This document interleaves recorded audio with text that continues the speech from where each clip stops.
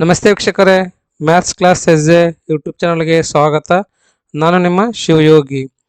ಪ್ರಿಯ ವೀಕ್ಷಕರೇ, ಇಂದಿನ ಈ ಒಂದು ವಿಡಿಯೋ ಅಲ್ಲಿ ನಾನು ಫಿಸಿಕ್ಸ್ ಒಂದು ವಿಷಯದ ಚಾಪ್ಟರ್ ವೈಸ್ ಅಂದರೆ ಪ್ರಿವಿಯಸ್ ಇಯರಲ್ಲಿ ಏನು ಕೇಳಿದ್ದೀನಲ್ವ ಕ್ವಶನ್ಸ್ಗಳು, ಯಾವ್ಯಾವ ಕ್ವಶನ್ಸ್ ಕೇಳಿದ್ದೀನಿ ಅಂತ ಹೇಳ್ಕೊಡ್ತೀನಿ ಅಂತ.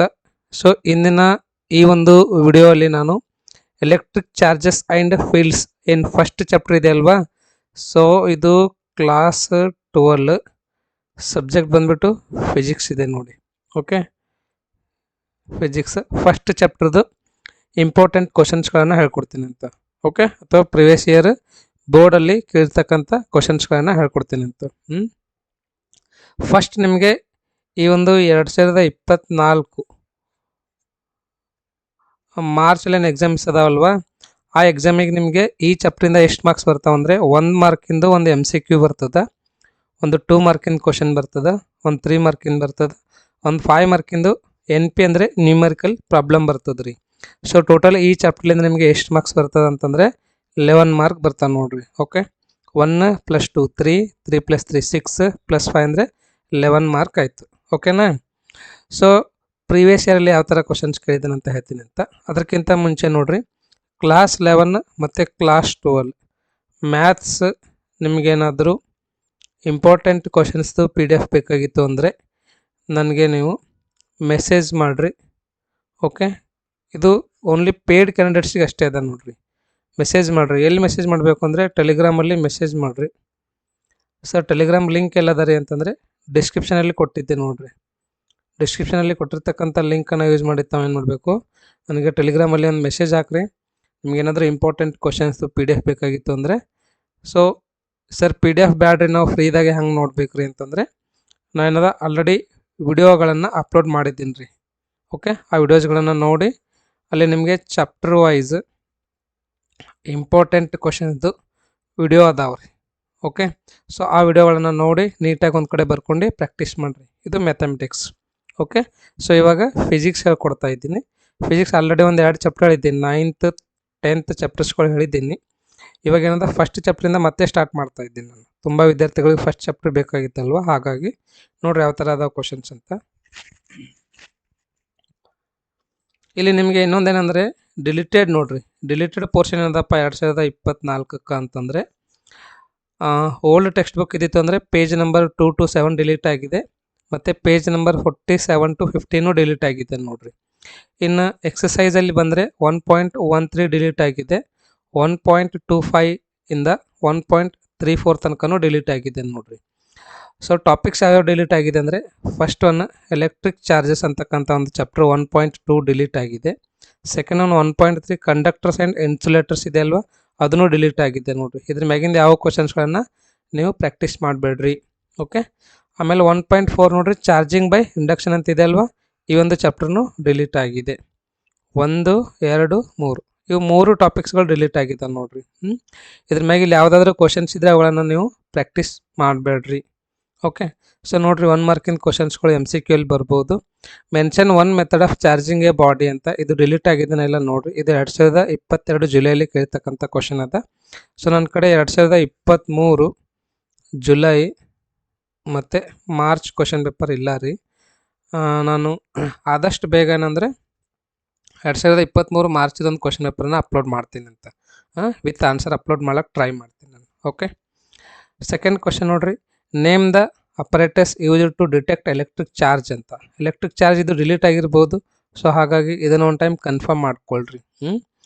Right the SI unit of charge ಅಂತ. SI ಯೂನಿಟ್ ಆಫ್ ಚಾರ್ಜ್ ನೋಡಿರಿ 2014 ಮಾರ್ಚಲ್ಲಿ, 2016 ಜುಲೈಲಿ ಕೇಳ್ತಕ್ಕಂಥ ಕ್ವಶನ್ ಅದ. SI ಯೂನಿಟ್ ಏನಾಗ್ತದೆ ನೋಡಿರಿ. Define SI unit of charge ಅಂತ, ಇದನ್ನೇ ಸ್ವಲ್ಪ ಟ್ವಿಸ್ಟ್ ಮಾಡಿ ಕೇಳಿದ್ದನ್ನು. ಸೊ ನೆಕ್ಸ್ಟ್ ನೋಡಿರಿ, ಸ್ಟೇಟ್ ಕೂಲಮ್ಸ್ ಲಾ ಅಂತ, ಇದು 2015 ಜುಲೈ ಮತ್ತು ಮಾರ್ಚ್ 2017, ಮಾರ್ಚ್ 2019. ಈ ಥರ ನಿಮಗೆ ಸ್ಟೇಟ್ ಅಂತ ಕೇಳಂಗಿಲ್ಲ.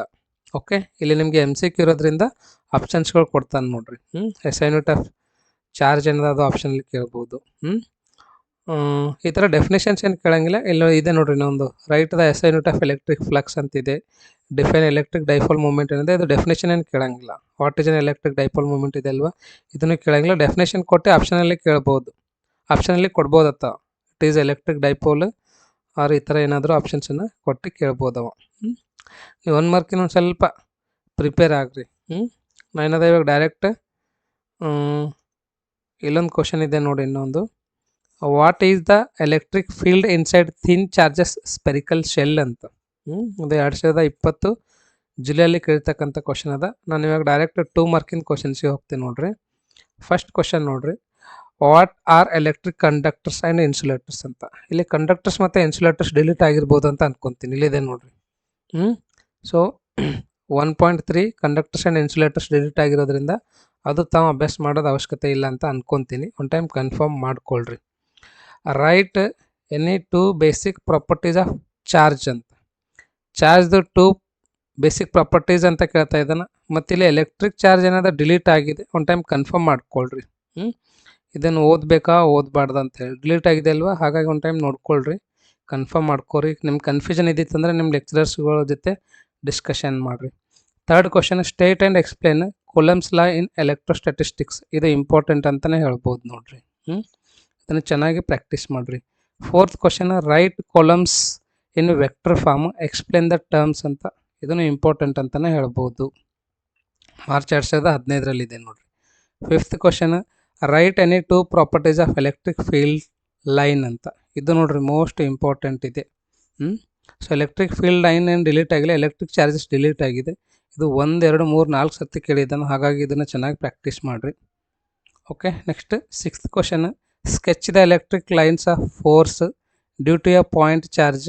ನೋಡ್ರಿ ಇಲ್ಲಿ ಮತ್ತೆ ಚಾರ್ಜ್ ಬಂದಿದೆ, ಎಲೆಕ್ಟ್ರಿಕ್ ಚಾರ್ಜ್ ಅಲ್ಲಿಂದ ಇದೆನಾ ಎದ್ರಲ್ಲಿಂದಿದೆ ಅಂತ ನೋಡ್ಕೊಳ್ರಿ. ಇದು 2016ರಲ್ಲಿ ಕೇಳಿರ್ತಕ್ಕಂಥ ಕ್ವಶನ್ ಅದ. State and explain Gauss line electrostatistics ಅಂತ. ಇದು 2 ಮಾರ್ಕಿನ ಕ್ವಶನ್ಸ್ಗಳು ಆದವು ರೀ. ಓಕೆ, ಇವಾಗ ನಿಮಗೆ ಇನ್ನೊಂದೇನು ಹೇಳಬೇಕು ಅಂದರೆ, ಈ 3 ಮಾರ್ಕಿನ ಕ್ವಶನ್ಸ್ಗಳನ್ನು 2 ಮಾರ್ಕಿಗೆ ಕೇಳ್ಬೋದು ನಿಮಗೆ. ಹಾಗಾಗಿ ಎಲ್ಲ ಕ್ವಶನ್ಸನ್ನು ಚೆನ್ನಾಗಿ ಪ್ರಾಕ್ಟೀಸ್ ಮಾಡಿರಿ. Give 3 basic properties of electric charge ಅಂತ. ಎಲೆಕ್ಟ್ರಿಕ್ ಚಾರ್ಜ್ ಡಿಲೀಟ್ ಆಗಿರೋದ್ರಿಂದ ಇದನ್ನ ಒಂದು ಟೈಮ್ ಕನ್ಫರ್ಮ್ ಮಾಡ್ಕೊಳ್ರಿ, ಓದಬೇಕಾ ಓದಬಾರ್ದಂತ. ಆಮೇಲೆ ನೋಡ್ರಿ 3 ಮಾರ್ಕಿಂದು give any 3 properties of electric field lines ಅಂತ. ಇದು ಮೋಸ್ಟ್ ಇಂಪಾರ್ಟೆಂಟ್ ಅಂತಲೇ ಹೇಳ್ಬೋದು, ಯಾಕಂದರೆ ನಿಮಗೆ ಇಲ್ಲಿ 3 ಟೈಮ್ಸ್ ಕೇಳಿದ್ದಾನೆ ರೀ. ಓಕೆ, ಇವು 5 ಮಾರ್ಕಿನ ಕ್ವಶನ್ಸ್ ಇಲ್ಲಲ್ರಿ ಅಂತ ಅನ್ಬೇಡ್ರಿ, ಯಾಕಂದರೆ ಇವೇ ನಿಮಗೆ 3 ಮಾರ್ಕಿನ ಕ್ವಶನ್ನು ಕೇಳ್ಬೋದು. ಇಲ್ಲಿ 2 ಕ್ವಶನ್ ಕೇಳಿನಲ್ವ, ಅಲ್ಲಿ ಒಂದೇ ಕ್ವಶನ್ ಕೇಳ್ಬೋದು. What is an electric field line, right 4 general properties of electric field lines ಅಂತಿದೆ. ಇಲ್ಲಿ ಆತ ಏನು ಕೇಳ್ಬೋದು ಅಂದರೆ right any 4 general properties of electric field lines ಅಂತ ಕೇಳ್ಬೋದು. ಇದು 3 ಮಾರ್ಕಿಗೂ ಕೇಳ್ಬೋದು ನೋಡ್ರಿ. ಹಾಗಾಗಿ ಇವು 5 ಮಾರ್ಕಿಂದ ಇಲ್ಲ ಅಂತ ನೀವು ಬಿಡಕ್ಕೆ ಹೋಗ್ಬಿಡ್ರಿ, ಯಾಕಂದ್ರೆ ಇಲ್ಲಿ ಸ್ಪ್ಲಿಟ್ ಮಾಡಿರ್ತಾನೆ ರೀ ನಿಮಗೆ. ಏನು ಮಾಡಿದಾನ, ಸ್ಪ್ಲಿಟ್ ಮಾಡಿದಾನ. ಅಂದರೆ 2 + 3 ಇದ್ದಿರ್ತಾವ ಅಥವಾ 1 + 4 ಇದ್ದಿರ್ತಾವ. ಹಾಗಾಗಿ 5 ಮಾರ್ಕಿನ ಕ್ವಶನ್ಸ್ಗಳನ್ನು ಓದ್ರಿ.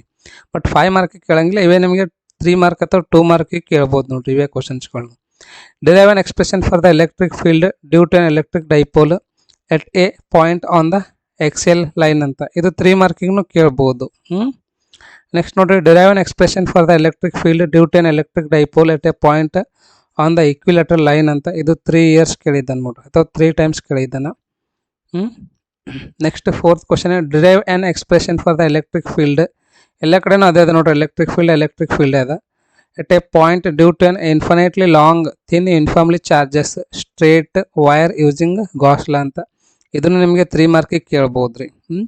State Gauss line electrostatistics, derive the expression for the electric field at a point due to infinitely long charged straight conductors ಅಂತ.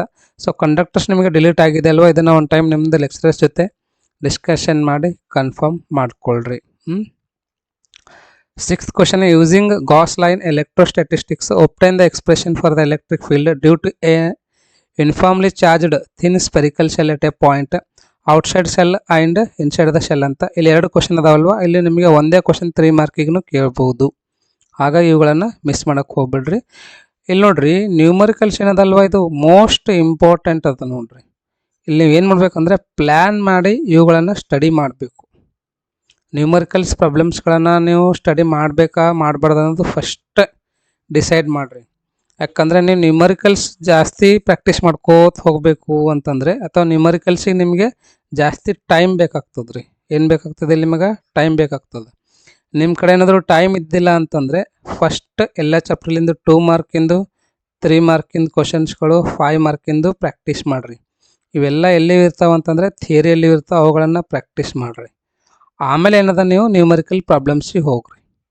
ಓಕೆ, ನೀವು ಫಸ್ಟಿಗೆ ನ್ಯೂಮರಿಕಲ್ ಪ್ರಾಬ್ಲಮ್ಸ್ ಹೋದ್ರಿ ಅಂದರೆ, ಯಾಕಂದ್ರೆ ನ್ಯೂಮರಿಕಲ್ ಪ್ರಾಬ್ಲಮ್ಸ್ ನೀವು ಮಾಡಬೇಕಂದ್ರೆ ಫಸ್ಟ್ ನಿಮಗೆ ಚೆನ್ನಾಗಿ ಕ್ವಶನ್ ಅಂಡರ್ಸ್ಟ್ಯಾಂಡ್ ಆಗಬೇಕಾಗ್ತದೆ ರೀ. First one. ಸೆಕೆಂಡ್ ಒನ್ ನೋಡ್ರಿ, ನಿಮಗೆ ಫಾರ್ಮುಲಾ ಗೊತ್ತಿರಬೇಕು.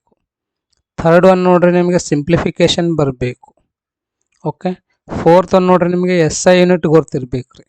ಹಾಗಾಗಿ ಇವೆಲ್ಲ ಇಂಪಾರ್ಟೆಂಟ್ ಅದ. ಕ್ವಶನ್ ಅಂಡರ್ಸ್ಟ್ಯಾಂಡ್ ಮಾಡ್ಕೋಬೇಕು. ಕ್ವಶನ್ ಏನಾದರೂ ಮಿಸ್ಅಂಡರ್ಸ್ಟ್ಯಾಂಡ್ ಆಯಿತು ಅಂದರೆ ಫಾರ್ಮುಲಾ ರಾಂಗ್ ಆಗ್ತದೆ. ಫಾರ್ಮುಲಾ ರಾಂಗ್ ಆಯ್ತು ಅಂದರೆ ಸಿಂಪ್ಲಿಫಿಕೇಶನ್ ರಾಂಗ್ ಆಗ್ತದೆ, SI ಯೂನಿಟ್ನೂ ರಾಂಗ್ ಆಗ್ತದೆ. ಅಥವಾ ಕ್ವಶನ್ ಅಂಡರ್ಸ್ಟ್ಯಾಂಡ್ ಆಯಿತು, ಫಾರ್ಮುಲಾ ರಾಂಗ್ ಯೂಸ್ ಮಾಡಿದ್ರಿ ಅಂತಂದರೆ ಅಲ್ಲಿ ನಿಮಗೆ ಸಿಂಪ್ಲಿಫಿಕೇಶನ್ ರಾಂಗ್ ಆಗ್ತದೆ, SI ಯೂನಿಟ್ನೂ ರಾಂಗ್ ಆಗ್ತದೆ. ಹಾಗಾಗಿ ಫಸ್ಟ್ ನೀವೇನು ಅಂದರೆ 2 ಮಾರ್ಕಿಂದು 3 ಮಾರ್ಕಿಂದು 5 ಮಾರ್ಕ್ ಕ್ವಶನ್ಸ್ಗಳನ್ನು ಪರ್ಫೆಕ್ಟ್ ಆಗ್ರಿ. ಅದಾದ ನಂತರ ನೀವೇನದ ನ್ಯೂಮರಿಕಲ್ ಪ್ರಾಬ್ಲಮ್ಸಿಗೆ ಬರ್ರಿ. ಅರ್ಥ ಆಯ್ತಾ? ಸೊ ನ್ಯೂಮರಿಕಲ್ ಪ್ರಾಬ್ಲಮ್ಸಿಗೆ ಫಸ್ಟ್ ಫೋಕಸ್ ಮಾಡಬೇಡ್ರಿ. ನೀವೇನಾದರೂ ನಿಮ್ಮದು ಮ್ಯಾಥ್ಸ್ ಚೆನ್ನಾಗಿದ್ದಿತ್ತು, ಮತ್ತು ನಿಮಗೆ ಇಂಗ್ಲೀಷ್ ಚೆನ್ನಾಗಿ ಅರ್ಥ ಆಗ್ತಿತ್ತು, ಮತ್ತು ನಿಮ್ಮದು ಕಾಲೇಜಲ್ಲಿ ನ್ಯೂಮರಿಕಲ್ ಪ್ರಾಬ್ಲಮ್ಸ್ ಎಲ್ಲ ಚೆನ್ನಾಗಿ ಹೇಳ್ಕೊಟ್ಟಿದ್ರು ಅಂದ್ರೆ ಮಾತ್ರ ಏನು ಮಾಡಬೇಕು? ನ್ಯೂಮರಿಕಲ್ಸಿಗೆ ಹೋಗಬೇಕು. ಇದ್ರ ಜೊತೆಗೆ ನಿಮಗೆ ಸಿಂಪ್ಲಿಫಿಕೇಷನ್ನು ಚೆನ್ನಾಗಿ ಬರಬೇಕು ರೀ. Simplification in the sense maths. ಅಂದಾಗ ಮಾತ್ರ ನೀವೇನು ಮಾಡ್ಬೇಕು? ಇಲ್ಲಿ ನ್ಯೂಮರಿಕಲ್ಸಿಗೆ ಹೋಗ್ರಿ, ಇಲ್ಲಾಂದ್ರೆ ನ್ಯೂಮರಿಕಲ್ಸಿಗೆ ಹೋಗಬೇಡ್ರಿ. ಅರ್ಥ ಆಯ್ತಾ? ಯಾಕಂದರೆ ಎನ್ಯುವಲ್ ಎಕ್ಸಾಮ್ಸಲ್ಲಿ ನಿಮಗೆ ನ್ಯೂಮರಿಕಲ್ ತುಂಬ ಸಮಯವನ್ನು ತಗೋತದ. ಹಾಗಾಗಿ ಫಸ್ಟ್ ನೀವು 2 ಮಾರ್ಕ್ 3 ಮಾರ್ಕ್ 5 ಮಾರ್ಕನ್ನು ಫೋಕಸ್ ಮಾಡಿರಿ. ಆಮೇಲೆ ಒಂದು ಚಾಪ್ಟರ್ದು 5 ಮಾರ್ಕಿಂದ ನ್ಯೂಮರಿಕಲ್ ಪ್ರಾಬ್ಲಮ್ ಪರ್ಫೆಕ್ಟ್ ಆಗ್ರಿ. ಒಂದು ಚಾಪ್ಟರ್ದು ಅವು 7-8 ಇರ್ಲಕ್ಕೆ 8-9 ಇರ್ಲಕ್ಕೆ 10 ಎಷ್ಟು ಕ್ವಶನ್ಸ್ ಇರ್ತಾವೆ. ಆಮೇಲೆ ಸೆಕೆಂಡ್ ಚಾಪ್ಟರ್ ಹೋಗ್ರಿ ಆಮೇಲೆ. ಸೊ ಇದೇ ಥರ ನೀವೊಂದು ಪ್ಲ್ಯಾನ್ ಮಾಡಬೇಕು ರೀ. First plan is most important. ಒಂದು ಸರಿಯಾಗಿ ಪ್ಲ್ಯಾನ್ ಹಾಕಿದ್ರಿ ಅಂದರೆ ಹಾಫ್ ವರ್ಕ್ ಕಂಪ್ಲೀಟ್ ಆದಂಗೆ ನೋಡಿರಿ. ಸುಮ್ಮನೆ ಎಲ್ಲವನ್ನು ಓದ್ಕೊಳ್ಳೋಕೆ ಹೋಗಬೇಡ್ರಿ. ನೋಡಿರಿ, ನೀವು 2-3 ಮಾರ್ಕಿಂದೆಲ್ಲ ಪರ್ಫೆಕ್ಟ್ ಆಗಿದ್ರಿ ಅಂದರೆ ಅವಾಗ 5 ಮಾರ್ಕಿಗೆ ಹೋಗ್ರಿ. ಓಕೆ, ಸೊ ನೋಡಿರಿ 5 ಮಾರ್ಕಿನ numerical. 2 small charged spheres having charges of 2 into 10 to the power minus 7 coulomb and 3 into 10 to the power minus 7 coulomb are placed 3 cm apart in a vacuum. Find the electrostatics force between them. Find a new force when the distance between them is doubled. Given ಏನು ಕೊಟ್ಟಿದ್ದಾನೆ ನೋಡ್ರಿ, ಇದ್ರ value ಕೊಟ್ಟಿದ್ದಾನೆ, ಎಷ್ಟು ಕೊಟ್ಟಿದ್ದಾನೆ ನೋಡ್ಕೊಳ್ರಿ. So ಅದೇ ಥರ second question ನೋಡ್ರಿ. ಸೆಕೆಂಡ್ ಕ್ವಶನಲ್ಲಿ ಇಲ್ಲಿ A ಅದ, B ಅದ. ಆಮೇಲೆ ಥರ್ಡ್ ಕ್ವಶನ್ ನೋಡ್ರಿ. ಓಕೆ, ಅದಾದ್ಮೇಲೆ ಫೋರ್ತ್ ಕ್ವಶನ್ ನೋಡ್ರಿ. 3 charges each equal to plus 4n coulomb are placed at the 3 corners of a square of a side 2 cm. Find electric field at 4th corner ಅಂತ. ಇದರಲ್ಲೂ ನೋಡ್ರಿ ನಿಮ್ಗೆ ಯಾವ ಡಿಲೀಟ್ ಮಾಡಿದಾನೆ, ಯಾವ ಡಿಲೀಟ್ ಮಾಡಿಲ್ಲ, ಎಲ್ಲವನ್ನು ಓದ್ಕೊಳಕ್ಕೆ ಹೋಗ್ಬೇಡ್ರಿ. ಓಕೆ, ಇದಷ್ಟು ಆಯ್ತಲ್ವಾ? ಇದಾದ ಮೂಲಕ ಮತ್ತೆ ಸರ್ ಇಷ್ಟು ಓದ್ರೆ ಸಾಕೇನ್ರಿ ಅಂತಂದರೆ ಪ್ಲಸ್ ಏನು ಓದಬೇಕು ಅಂತಂದರೆ ನೀವು ಈ ವರ್ಷದೊಂದು ಮಾಡೆಲ್ ಕ್ವಶನ್ ಪೇಪರನ್ನು ರೆಫರ್ ಮಾಡಿರಿ. ಬೋರ್ಡ್ ಕಡೆಯಿಂದ ಬಿಟ್ಟಿದ್ದೀನಲ್ವ 2024 model question paper plus mid term question ಪೇಪರನ್ನು ರೆಫರ್ ಮಾಡಿರಿ. ಏನು mid term plus first test second test question ಪೇಪರನ್ನು ರೆಫರ್ ಮಾಡಿರಿ. ಪ್ಲಸ್ ಇದ್ರ ಜೊತೆಗೆ ಇನ್ನೊಂದೇನು ಅಂತಂದರೆ ಪ್ರಿಪ್ರೇಟ್ರಿ ಏನಾದರೂ ನಿಮ್ಮ ಕಡೆ ಇದ್ದರೆ ಪ್ರಿಪ್ರೇಟ್ರಿನೂ ಪರ್ಫೆಕ್ಟ್ ಆಗ್ರಿ. ಈ ಒಂದು ಚಾಪ್ಟರ್ಲಿಂದ ನೋಡಿರಿ, ಮಾಡೆಲ್ ಕ್ವಶನ್ ಪೇಪರಲ್ಲಿ ಕ್ವಶನ್ಸ್ ಕೇಳಿದಾನಿಲ್ಲ, ಮಿಡ್ ಟರ್ಮಲ್ಲಿ ಕೇಳಿದಾನಿಲ್ಲ, ಫಸ್ಟ್ ಟೆಸ್ಟಲ್ಲಿ ಕೇಳಿದಾನಿಲ್ಲ, ಸೆಕೆಂಡ್ ಟೆಸ್ಟಲ್ಲಿ ಕೇಳಿದಾನಿಲ್ಲ, ಪ್ರಿಪ್ರೇಟ್ರಿ ಎಲ್ಲ ಕೇಳಿದಾನಿಲ್ಲ ನೋಡಿರಿ. ಯಾವ್ಯಾವ ನೋಡ್ಬೇಕಂದ್ರೆ 2 ಮಾರ್ಕಿಂದು 3 ಮಾರ್ಕಿಂದು 5 ಮಾರ್ಕಿಂದನ ನೋಡ್ಕೊಳ್ರಿ. ಎಲ್ಲಾದರೂ ಆಲ್ಮೋಸ್ಟ್ ಅಲ್ಲಿ ಇವೇ ಇದ್ದಿರ್ತಾವೆ. ಒಂದು 3-4 ಕ್ವಶನ್ ಅಷ್ಟೇ ಹೆಚ್ಚಿಗೆ ಆಗ್ಬೋದು. ಎಷ್ಟು ಹೆಚ್ಚಿಗೆ ಆಗ್ತಾವೆ? 3-4 ಅಷ್ಟೇ ಹೆಚ್ಚಿಗೆ ಆಗ್ತಾವೆ ರೀ. ಇಲ್ಲಿ ಏನಾಗ್ತದೆ ನಿಮಗಂತಂದರೆ ಈ ಚಾಪ್ಟರ್ಲಿಂದ 11 ಮಾರ್ಕ್ ಪೂರ ಕವರ್ ಆಗ್ತಾವೆ. ಆ ಒಂದು ಉದ್ದೇಶಕ್ಕೆ ನೋಡ್ಕೊಳ್ರಿ ಅಂತ ಹೇಳ್ತಾ ಇದ್ದೀನಿ ನಾನು. ಸೊ ಇದೇ ಥರ ನೋಡಿರಿ, ಒಂದು 3 ಚಾಪ್ಟರ್ ನೀವು ಪರ್ಫೆಕ್ಟ್ ಆದ್ರೆ ಅಂತ ತಿಳ್ಕೊರಿ. 10 ಮಾರ್ಕ್ಸ್ ಹೇಳ್ರಿ ಒಂದೊಂದು ಚಾಪ್ಟ್ರಿಗೆ. 30 ಮಾರ್ಕ್ಸ್ ನಿಮಗೆ ಈಸಿಯಾಗಿ ಬರ್ತಾವಿಲ್ಲ.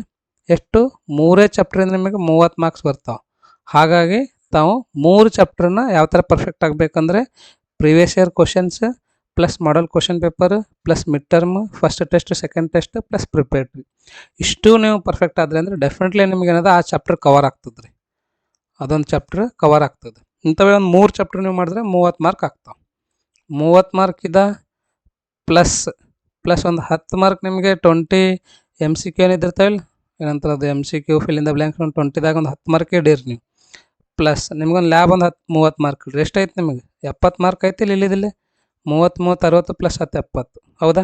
ನೀವು 3 ಚಾಪ್ಟರ್ ಪರ್ಫೆಕ್ಟ್ ಆಗಿದ್ರೆ ನಿಮ್ಗೆ ಏನು ಬರ್ತಾವೆ ಇಲ್ಲಿ 70 ಬರ್ತಾವ. ಹಾಗಾಗಿ ನೀವು ಪ್ಲ್ಯಾನ್ ಮಾಡೋದು ಇಂಪಾರ್ಟೆಂಟ್ ಅದ ನೋಡಿರಿ. ತುಂಬ ವಿದ್ಯಾರ್ಥಿಗಳು ಕೇಳ್ತಾ ಇದ್ರೆ ಯಾವ ಥರ ಪ್ಲ್ಯಾನ್ ಮಾಡ್ಬೇಕಂತ. 3 to 4 ಚಾಪ್ಟರ್ಸ್ ಪರ್ಫೆಕ್ಟ್ ಆಗ್ರಿ. ಎಷ್ಟು? 3 ಇಂದ 4 ಚಾಪ್ಟರ್. ಒಂದೊಂದು ಚಾಪ್ಟ್ರಿಗೆ ನೀವು 8 ಮಾರ್ಕ್ ಹಿಡಿದ್ರೂ 8 4 32 ಮಾರ್ಕ್ ಆಗ್ತಾವೆ. ಪ್ಲಸ್ ಒಂದು 28 ನಿಮಗೆ ಪ್ರಾಕ್ಟಿಕಲ್ದಾಗ ಕೊಟ್ಟರು ಅಂದ್ರೆ 60 ಆಗ್ತಾವೆ. Plus M C Q fill in the blanks ಅಂದ್ರೆ 10 ಬಂದ್ರೆ 70 ಮಾರ್ಕ್ ಆಗ್ತಾವೆ ನೋಡಿರಿ. ಇದು ಯಾರಿಗಿದು ಜಸ್ಟ್ ನಾ ಸ್ವಲ್ಪ ಓದ್ತೀನಿ ರೀ ಪಾಸ್ ಆಗ್ಬೇಕಂದೇನು ರೀ ಅನ್ನೋರಿಗೆ. ಸ್ಕೋರಿಂಗ್ದವ್ರಿಗೆ ಹಾಗಿಲ್ಲ. ಸ್ಕೋರಿಂಗ್ದವ್ರು ಏನದ ನೀವು ಒಂದು 5 ರಿಂದ 6 ಚಾಪ್ಟ್ರೇ ಮಿನಿಮಮ್ ಓದಬೇಕು ನೋಡಿರಿ. 5 to 6 ಚಾಪ್ಟರ್ಸ್. ಎಷ್ಟು? 5 to 6 ಚಾಪ್ಟರ್ಸ್ ಓದ್ರಿ. ಇಲ್ಲಿ ನೀವು 6 ಚಾಪ್ಟರ್ ಇಂಟು ಒಂದೊಂದು ಚಾಪ್ಟ್ರಿಗೆ 7 ಅಥವಾ 8 ಮಾರ್ಕ್ಸ್ ಹಿಡೀರಿ. ಓಕೆ, 6 8 48 ಆಗ್ತದೆ. ಕರೆಕ್ಟ್? ಪ್ಲಸ್ ಒಂದು 10 ಮಾರ್ಕ್ ಎಮ್ ಸಿ ಕ್ಯೂ ಹಿಡೀರಿ. ಯಾಕಂದರೆ ಇಲ್ಲಿ 8 ಒಳಗೆ ಆಲ್ರೆಡಿ 8 ಕವರ್ ಆಗಿರ್ತಾವೆ ನಿಮಗೆ. ಪ್ಲಸ್ ಒಂದು 10 ಹಿಡಿದ್ರೂ ನಿಮಗೆ ಎಷ್ಟಾಗ್ತದೆ ಇಲ್ಲಿ 58 ಮಾರ್ಕ್ಸ್ ಆಗ್ತಾವೆ ರೀ. ಹೌದಲ್ವಾ? ಪ್ಲಸ್ ಒಂದು 30 ಮಾರ್ಕ್ ನಿಮಗೆ ಪ್ರಾಕ್ಟಿಕಲ್ದಾಗ ಕೊಟ್ಟರು ಎಷ್ಟಾಗ್ತದೆ 88 ಮಾರ್ಕ್ ಆಗ್ತದೆ ನೋಡಿರಿ. ಪ್ಲ್ಯಾನ್ ಮಾಡಿರಿ. ಪ್ಲ್ಯಾನ್ ಮಾಡಿ ಸ್ವಲ್ಪ ಚಾಪ್ಟರ್ಸ್ಗಳು ಓದ್ರಿ. ಎಲ್ಲ ಚಾಪ್ಟರ್ಸ್ ಓದ್ಬೇಕಂತೇನಿಲ್ಲ, ಆಲ್ ಚಾಪ್ಟರ್ಸ್ಗಳನ್ನು ಓದ್ಬೇಕಂತೇನಿಲ್ಲ. ಪ್ಲ್ಯಾನ್ ಮಾಡಿರಿ, ಸೆಲೆಕ್ಟ್ ಮಾಡಿರಿ. 5 to 6 7 ಫಸ್ಟ್ ಒಂದು 2 ಚಾಪ್ಟರ್ ಪರ್ಫೆಕ್ಟ್ ಆಗ್ರಿ. ಆಮೇಲೆ 3ನೇದು ಕೋರ್, 4ನೇದು ಕೋರ್, 5ನೇದು ಕೋರ್, 6ನೇದು ಕೋರ್, 7ನೇದು ಕೋರ್. 7 ಸಾಕು, ಅಷ್ಟಕ್ಕಷ್ಟು ಮಾಡ್ಬೇಕಂತೇನಿಲ್ಲ. 7 ಮಾಡಿರಿ. ಆಮೇಲೆ ಬರೀ 1 ಮಾರ್ಕಿಂದ ಅಷ್ಟೇ ಪ್ರಾಕ್ಟೀಸ್ ಮಾಡಿರಿ. ಓಕೆನಾ? ಸೊ ಈ ಒಂದು ವಿಡಿಯೋ ನಿಮಗೆ ತುಂಬ ಇಷ್ಟ ಆಗಿದೆ ಅಂತ ಅಂದ್ಕೊತೀನಿ, ಮತ್ತು ಅರ್ಥನೂ ಆಗಿದೆ ಅಂತ ಅಂದ್ಕೊತೀನಿ, ಮತ್ತು ನಿಮಗೆ ಇದು ಯೂಸ್ನೂ ಆಗಿದೆ ಅಂತ ಅಂದ್ಕೊತೀನಿ. ಓಕೆ, ಇನ್ನು ಯಾರಾದರೂ ನಂದು ಟೆಲಿಗ್ರಾಮ್ ಗ್ರೂಪಿಗೆ ಜಾಯ್ನ್ ಆಗಿದ್ದಿಲ್ಲ ಅಂದರೆ ಜಾಯ್ನ್ ಆಗಿರಿ. ಆದಷ್ಟು ಬೇಗ ಜಾಯ್ನ್ ಆಗಿರಿ. ಸರ್ ಯಾವ ಥರ ಜಾಯ್ನ್ ಆಗಬೇಕಂದ್ರೆ ಡಿಸ್ಕ್ರಿಪ್ಷನಲ್ಲಿ ನಾನು ಲಿಂಕನ್ನು ಕೊಟ್ಟಿದ್ದೀನಿ. ಅಲ್ಲಿಂದು ಲಿಂಕನ್ನು ಯೂಸ್ ಮಾಡಿ ತಾವು ಜಾಯ್ನ್ ಆಗಿರಿ. ಓಕೆ, ಸೊ ಇನ್ನೂ ಯಾರಾದರೂ ಸಬ್ಸ್ಕ್ರೈಬ್ ಆಗಿದ್ದಿಲ್ಲ ಅಂತಂದರೆ ಈ ಕೂಡಲೇ ಸಬ್ಸ್ಕ್ರೈಬ್ ಆಗಿರಿ. ಮತ್ತು ನಿಮಗೊಂದು ಇದು ವಿಡಿಯೋ ಇಷ್ಟ ಆಗಿತ್ತು ಅಂದರೆ ಪ್ಲೀಸ್ ಒಂದು ಲೈಕ್ ಕೊಡಿರಿ. ಮತ್ತು ಯಾರಿಗಾದರೂ ಶೇರ್ ಮಾಡಿದಿಲ್ಲ ಅಂದರೆ ಈ ಕೂಡಲೇ ಶೇರ್ ಮಾಡಿರಿ ನೀವು ಫ್ರೆಂಡ್ಸಿಗೂ ಸಹ. ಓಕೆನಾ? ಸೊ ನೀವು ಎಷ್ಟು ಸಪೋರ್ಟ್ ಮಾಡ್ತೀರ ಅಷ್ಟು ನಾನು ವಿಡಿಯೋಸ್ಗಳನ್ನು ಮಾಡ್ತೀನಿ ಅಂತ. ರೈಟ್? ಸೊ ಈ ಒಂದು ವಿಡಿಯೋನ ನೋಡಿದ್ದಕ್ಕೆ ನಿಮ್ಮೆಲ್ಲರಿಗೂ ತುಂಬ ಧನ್ಯವಾದಗಳು. Thank you so much. ಮತ್ತೆ ಭೇಟಿಯಾಗೋಣ ಅಂತ ಮುಂದಿನ ಒಂದು ವಿಡಿಯೋಲ್ಲಿ. Have a nice day. Good night.